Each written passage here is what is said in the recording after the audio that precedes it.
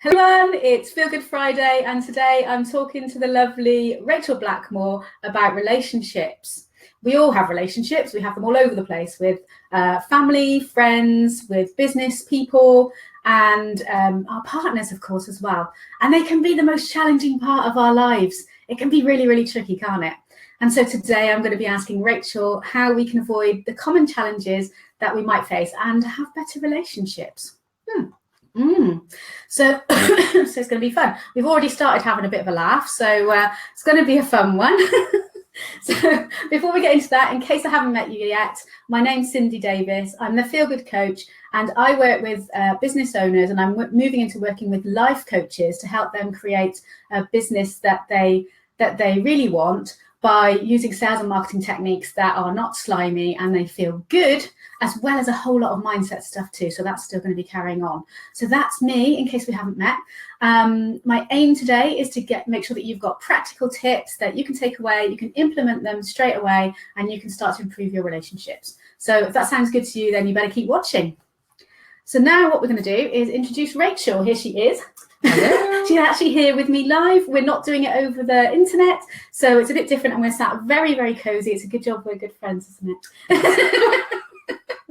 So Rachel is a counsellor, dating relationship coach, and we met about 2 years ago at the local business network live event, didn't we? Yeah. Rachel recognised me with Kauko, her friend, off Facebook, and came up and said, "Oh, you're Cindy, aren't you?" And I was like, "Oh, I'm famous." So she made friends with me because she likes people who make her feel famous. I felt like a celebrity, so I loved it. So without further ado, let's hand over to Rachel and tell us a bit about what you do, Rachel.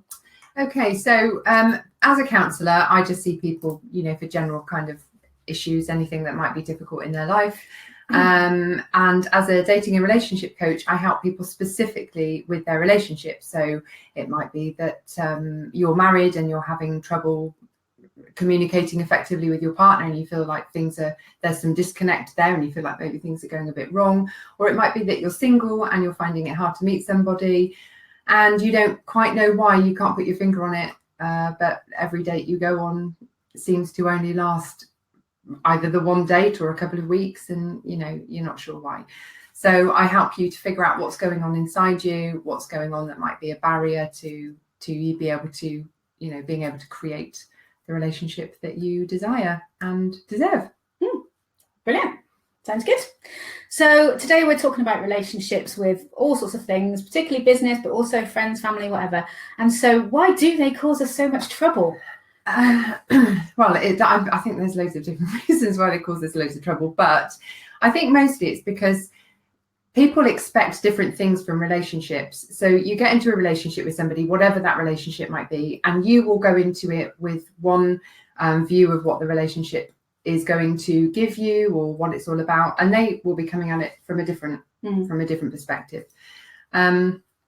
So there's not a sort of a shared idea as such. There's my idea of our relationship and there's your idea of our relationship. And when there's a mismatch, that's when problems can occur, because you're expecting something from them or they're expecting something from you. And then if that doesn't pan out, things become a bit tricky. Right, because we've all got our own map of the world and how we see things, haven't we? And it's just tricky. Quite often I get frustrated when I'm watching like soaps, or I don't watch many soaps, but like dramas or whatever, and I'm just thinking, just talk to each other. Yes, exactly. You know what I mean?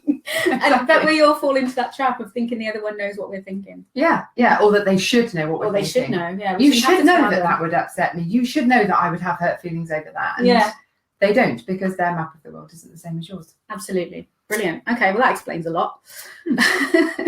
What kind of problems come up mostly for your clients? I would say one of the main ones, again, is feeling misunderstood or not feeling heard. So it might be that there's an issue and you try to talk to your partner about it, or your business partner, or whoever it might be, and they are coming at it from their point of view. So maybe there's barriers, maybe they feel attacked, maybe they feel criticized. And so you're trying to communicate how you feel, and you're coming up against these barriers, and they're not receiving it in the way that you want to communicate it. Right. So you then feel unheard or misunderstood and frustrated, and then things just kind of spiral then, because you both get into maybe in attack mode or defense mode or whatever. And there's just, so I think a lot of people find it very difficult because they aren't meeting each other sort of adult to adult, if you like. It becomes a bit, there's too much friction in the communication because one or both parties are not feeling heard and not feeling understood. A couple of other things that people find difficult, one of them, especially in romantic relationships, but also in friendships too, is when, social media, when someone goes out for lunch with you or you're sitting with them watching something and you're talking to them and they're constantly on their phone. Oh yeah, that's a big one. Yeah. So people constantly checking Facebook, checking Instagram, checking Snapchat, whatever it might be that they're on. That feels, quite rejecting. It feels as though you're being rejected. If you're sat having lunch with somebody and they're constantly looking at their phone and not looking at you and not communicating with you, again, there's that disconnect there, isn't there? There's that kind of, why are they more interested in what's going on in outside of this room? Why are they not interested in what's going on between us?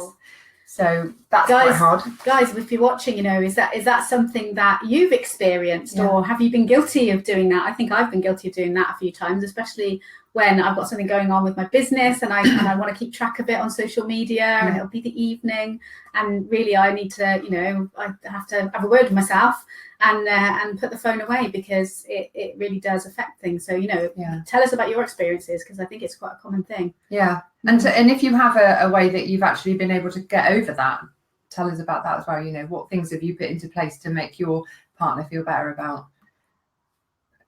things so that you're not actually on your phone all the time. Brilliant. Okay, cool, thank you. So you kind of already covered it, but is there anything else, like why do you think it's so problematic? Is it like a modern thing now because we've got so much going on? I think it is because there's always something else. It feels like we get bored easily nowadays. It's like, we're sitting watching a film and our phone pings up and it's like we cannot resist seeing what someone has had to say to us or about their day or whatever. And it's actually, it's really not that interesting. No. When you think about it, we can wait till the morning to find out what someone had for tea or yeah, definitely what their baby did. But it's an addictive thing, isn't it? Because of the you see the notification, and I read an article about it, and you see the notification, and when you click on it, you get a small reward because you get some kind of sometimes you get a really good nugget of information, and there's a lot of times you click on it and you don't. But it's a bit like gambling. You keep doing it for those couple of times where you do get a sort of a reward, and it kind of activates a center, a part of our brain that is the same as addiction with gambling and stuff like that. So it is a tricky one. Yeah, it's that fear of missing out as well, isn't it? It's that if I don't look now, what if I don't?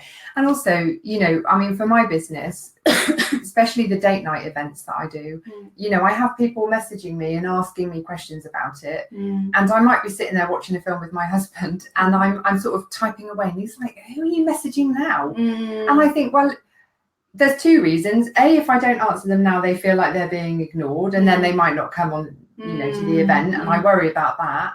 And also, Facebook does that thing where it says you're rubbish at answering messages because it takes you 24 hours to get back to people. Yes, yeah. And so there's that kind of feeling of needing to do it, otherwise Facebook's going to judge you harshly. I've accepted that Facebook thinks I'm crap at replying. I reply the next day. Like if a message comes in the evening, I reply the next day. I'll see it. I'll see the notification. I'll make a note in my diary in the morning to check it and reply. Because I don't care what Facebook tells me, to be honest. If they think I'm rubbish, I don't care. But also, it comes up with that little thing to say it's been read. On WhatsApp or Facebook messaging, they can see that you've seen it, and if you don't reply, you then feel rude because you think that they think that you've ignored them, and if you don't ignore them, your husband thinks that you're ignoring him. So you're always ignoring somebody. It's a quandary. So if you ever Facebook message me and I don't reply to you, it's because it's her husband's fault. It's because I'm in the moment in the room with my husband. Lovely. rather than answering. Very good. And it is about setting boundaries as well and expectations with people. So if you've got a business and you've got a page and you do start out answering messages straight away, then it can be a problem. So on I don't know if you know, if you've got a business page, in the messaging bit you can set an auto response. So mine automatically goes out and says, thanks for your message, really appreciate it. You can even put the like a tag for their name in there. So it says, hi name, thanks very much for getting in touch. I work between these hours and these hours and I'll reply to you as soon as I can. You know, that's a good idea. That then takes the pressure off you having to reply straight away, because you know that they've got something back from you and you've managed their expectations on when they're going to get a reply. And the same with clients. If you work with clients, is letting them know what your working hours are, and it's up to you to keep your boundaries, and it's your choice if you decide to break that boundary. And then if they sort of, you've got to keep an eye on it, because some people might then assume that you're always going to answer them at that time. So you have to, you know, it's keeping a check on yourself. It all comes back to us. Yeah, keeping a check on our own stuff, really, and making sure that we're honouring our own boundaries. Yeah, you're absolutely right. I answered the phone to somebody at 9:30 the other night. Do you work at 9:30 at night? No. Okay. First was like, why are you answering that? I don't know. It is that fear that you're going to miss out on something. It might be a new client or whatever. Yeah. And if it's, you see, as a counsellor, you know, I have clients that really are struggling with life. Yeah. And so I'm worried that it's going to be one of them and they're reaching out to me, and I don't want to be seen to not care, I suppose. It wasn't in the event, but and you know, we all have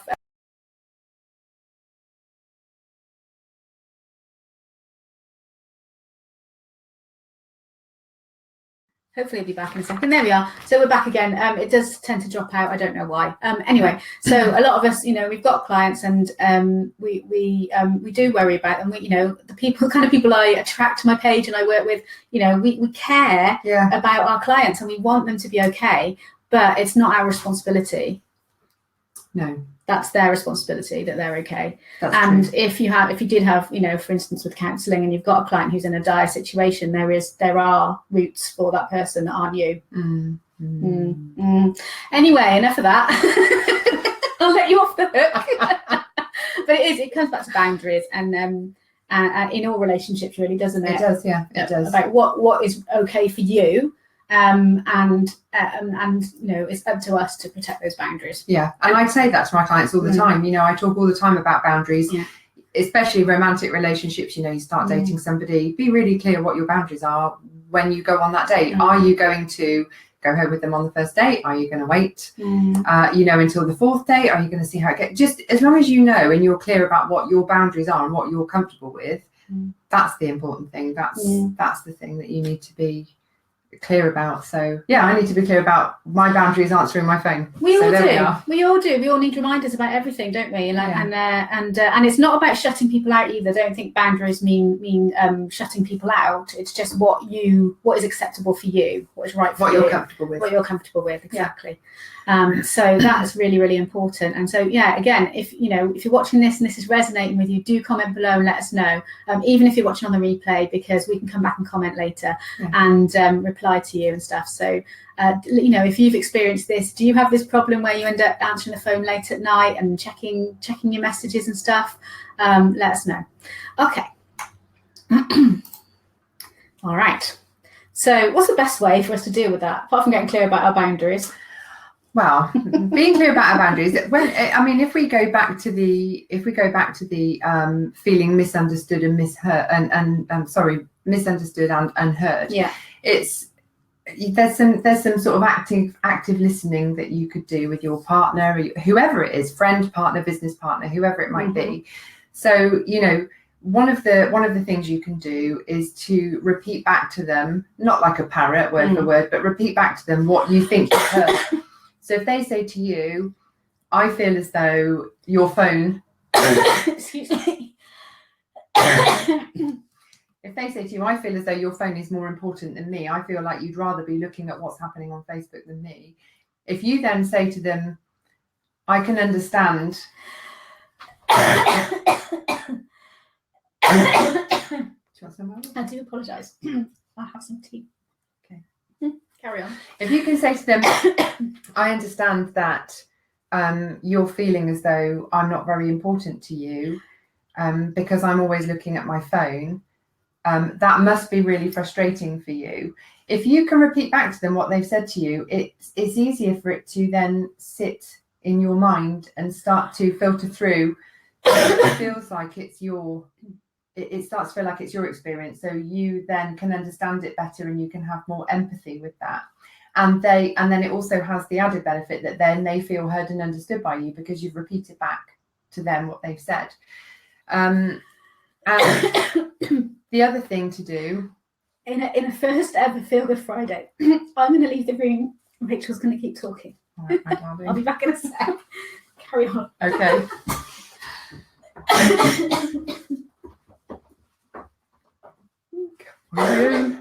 And the other thing you can do is to make sure that you understand yourself. So there might be things, for example, that you feel uncomfortable with because actually the issue is yours. It's not to do with your partner, because the world is not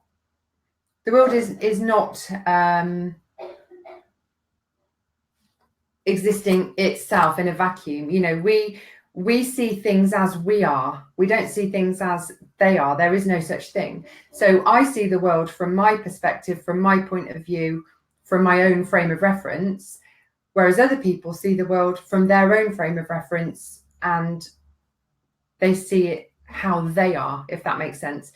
So maybe I might get cross with somebody or irritated with somebody because they've done something that bothers me specifically.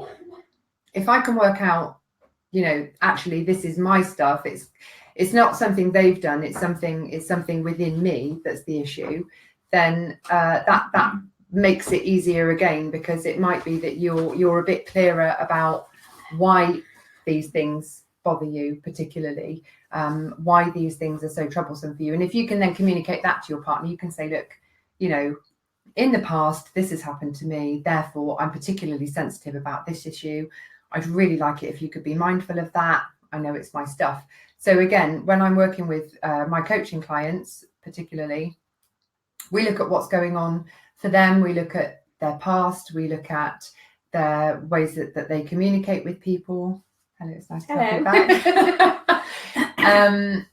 And we just look at really, you know, it's all about exploring yourself and understanding yourself and knowing what's going on for you, so that you know what you're putting out in the world and the way that you understand the world. And that makes it easy to communicate that to other people and to sort of keep hold of things that could escalate unnecessarily. And as you said, it's really important to know which bits are your stuff. Yeah, exactly. And not other people's. And not blaming other people for it. So knowing yourself, knowing how to communicate what is bothering you effectively, and if you are the person receiving that communication, knowing how to receive it effectively and to feedback to show that you have heard and understood, and that makes things a lot easier for everybody. Fabulous. So practical tips wise, we're talking about knowing your boundaries, which is basically about sitting down and having a think about it, really, or talk it through with someone, you know, what's okay for you and what's not, and then being present when you're with that person and not being on your phone, and also expecting that of them, because that's one of your boundaries, perhaps. And learning about what's your stuff and what's not, so that you can take responsibility for your part in the relationship. And practicing active listening skills. All really good practical tips that you can put into practice. And if you have any comments on any of those, if you tried them because you've heard me talk about them before, or if you know about them, or you know, whatever, if you've got any questions or comments on that, please let us know. Yes, absolutely. Cool. This is really good. Apologies for stepping out. I'm glad you're here. It'd been a really boring video. They'd just be looking at my background. How can people find out more about this relationship stuff? Well, there's loads of really good books. One that I particularly like, which is good, I think, for finding out about yourself and building your self-esteem and stuff, is called You're a Badass, and it's by Jen Sincero. Right. It's how to something or other and live a most awesome life It's really good. I've read it. I'm reading it for the second time. And she's also written one, You're a Badass with Money as well. Okay. So it's all about manifesting money. And fabulous. things. She's ace. That sounds She's really good. Can you, afterwards, can you put a link to that in the comments? Yeah. Please, that would be really good. And there's things on my website. So if you want to have a look on my website, that's rachelblackmore.com. Do you want to write it on there and then? Okie dokie. I've got blogs on there, and I've got other bits and pieces of information on there, so you can find out more by looking on there. Sure. It's all very clever. It's a bit small. I don't know why it's come out small. Or you can just, email me, phone me, but not at night time. not at 9:30. She won't be answering the phone. Not because I'm ignoring you. But yeah, so if you want to find out anything else, then look on my website. You can look on my Facebook page. I've got a Facebook page called Finding Mr. Darcy, Being Mr. Darcy, and it's all about being the best version of yourself that you can be in order to attract the person of your dreams, male or female. So tell us a bit about the dating events you've been doing. Yes, so as part of my dating and relationship coaching, I've started running events. They are called Date Night, and we hold them at Smoky Joe's, usually on the first Thursday of every month. So the next one is Thursday is it the 8th? I don't know. 8th of November. Probably. If that's a Thursday, it's the 8th of November. And that's in somewhere Cheltenham. around that time. Yeah, Smoky Joe's in Cheltenham from 7 till 9. If you go on my website and if you go on my Facebook page, my Finding Mr. Darcy Facebook page, I could put a link to that as well in a little while. That would be great. I'll do that in the comments. You can have a look at that. And that's basically people from in and around Cheltenham and Gloucester all meet for a couple of hours, and it's really fun. It's no pressure. It's not speed dating. We do various activities like icebreakers and group activities, things like that. And people always have really good fun. There's always loads of laughing and joking. And, we've had, so far I've done 3 events, and I know of 3 couples now who have met one another at those events and are now dating exclusively. And I'm very happy together. So 3 out of 3 is not bad. That's pretty good. Yeah. So come along. Wouldn't it be great when you have your first wedding? I know. It'd be fabulous. So that's so you're married. Yeah. You've been married a long time and you're running dating events. Yes. Yeah. What's that like then? My husband does get a little bit nervous about me being around single men, but my boundaries are very firmly in place. Fantastic. So and also the men aren't coming expecting to chat me up. No. And the women aren't coming expecting the host to be chatting the men up, because that would be really unprofessional. Yeah. I think it's better that I am married. Yeah. Because then everybody there is secure in the knowledge that I'm not doing it for my own needs. That would be bad, wouldn't it, did that? Yeah. So it's for you, it's not for me. So do you bring in experience from when you were dating back in the day? Yeah. As well as your sort of counselling and coaching experience? Yes. I mean, most of it is from my counselling coaching experience, because I've had clients that have come in and I would imagine the people watching this are all in our kind of way of thinking about the universe and the universe bringing you things. It seemed to me like I was getting a lot of people that were coming to me for counselling that had relationship issues. Right. And, either one of them had an affair, or someone had ended the relationship and the other one was really heartbroken, or they would find themselves single and not understood why they can't meet anybody. So I was finding that I was dealing with it quite regularly as a counsellor. And I'm really interested in it. I'm really, really interested in relationships and how people behave with one another and why people have boundary issues and, what makes people the way they are. I'm just so interested in all of that, which is what's led me to do what I'm doing now. So I would say that most of the stuff that I talk about is linked to what I've worked with as a counsellor, and then I draw on bits and pieces from when I was dating, but it's so long ago. Eons. Brilliant. So again, guys, if you want to get involved in that, the link's going to be in the comments, and you can just go to the page and you'll get updated with all the events and things. It would be brilliant to see new people there. Mm-hmm. There are new people every time. So it's not, sometimes you'll come along and you'll see familiar faces, but there will also be lots of new faces. So it really is fun. It really is fun. You can ask anybody who's been. Anybody at all. Yeah. So what's the best way for people to get in touch with you if they want to contact you? They can either go on my website, which the link is it still on the screen? No, I've taken it off because it was up for quite a long time. Okay, which is rachelblackmore.com, and my contact details are on there, so you can either email me or phone me or send me a message through my website, or you can contact me on Facebook. Through the page, through Mr. Darcy page. Yeah, through the Finding Mr. Darcy page. So there's lots of ways that you can contact me. Okay. Brilliant. I'd love to hear from you. Yeah, and we're often at Laptop Friday as well. Yes, we are. Yeah. Yes, regularly. Also at Smoky Joe's in Cheltenham on a Friday, straight after this normally. Yeah. So that's what I normally do after this, in case you wondered. All right, so thank you so much for this, Rachel. The aim today was to give people practical tips so they can prevent some of these common problems from even happening, and just have better relationships. So make sure you check out Rachel's links. She's going to pop everything in the comments for you, and I'll also copy all that up into the description, so it's really easy. And this also goes out on my YouTube channel, so you can grab a link from there and share it everywhere as well. So we can both get the word out. If watching this has been a good use of your time and you've enjoyed it, then do please tag someone in the comments that you think would find it useful, or share it with your friends, because we want to share the love. Yes. And join me next week for the next Feel Good Friday. I don't know what I'm going to be talking about yet, because I'm putting a poll out, hopefully today, maybe over the weekend, and it's all going to be about more businessy things than the last one. So the last poll was about what are the challenges that business mums face in the school holidays. And that was brilliant, and we got some great content out of that, and I really enjoyed making the videos.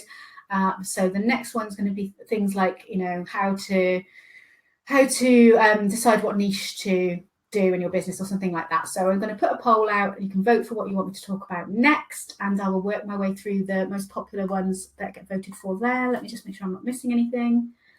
So yeah, remember to like my page so that you can see the poll, and also you'll get all the notifications you need when I'm going live, and you can also find the replay here whenever you need it. So thank you so much for watching, and I'll see you in the next video. Thank you very much, Rachel. Thank you. Bye.